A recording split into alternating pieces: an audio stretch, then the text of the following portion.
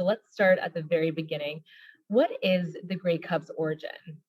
Well, it dates back to 1909. It's more than 100 years old. It was given for the championship. I believe it was the Dominion Rugby Football Championship, donated by the Earl of Grey, same guy that the tea is named after. So it goes back that far, and it gradually over time became the trophy for the professional football champions in Canada, which is the Canadian Football League.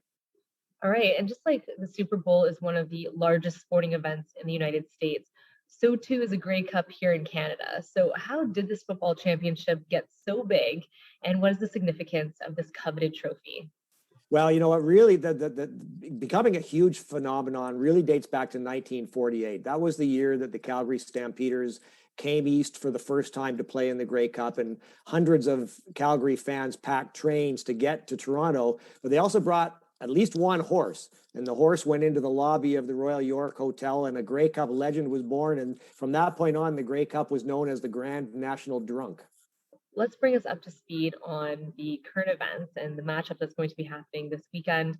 We know that Winnipeg met Hamilton back in 2019 for the Grey Cup.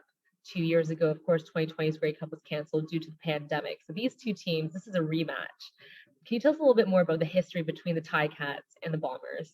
You know, these teams, Miranda, actually have a pretty significant history of meeting up in the Grey Cup. They met 6 times between, I believe it was 1957 and 1965. With the Bombers, I believe, winning 4 of them, and the Tiger Cats winning 2. They were the 2 best teams in the early 60s, and they were great rivals then.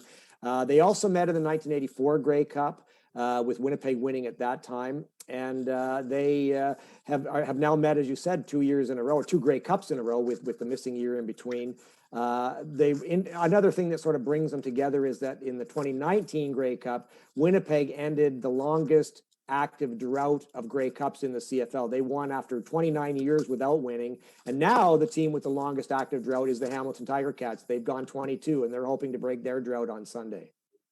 All right, well, we'll just have to wait and see. Paul, thank you so much for your time today. Thanks very much, Miranda. Nice talking to you. That's Paul Woods, CFL historian.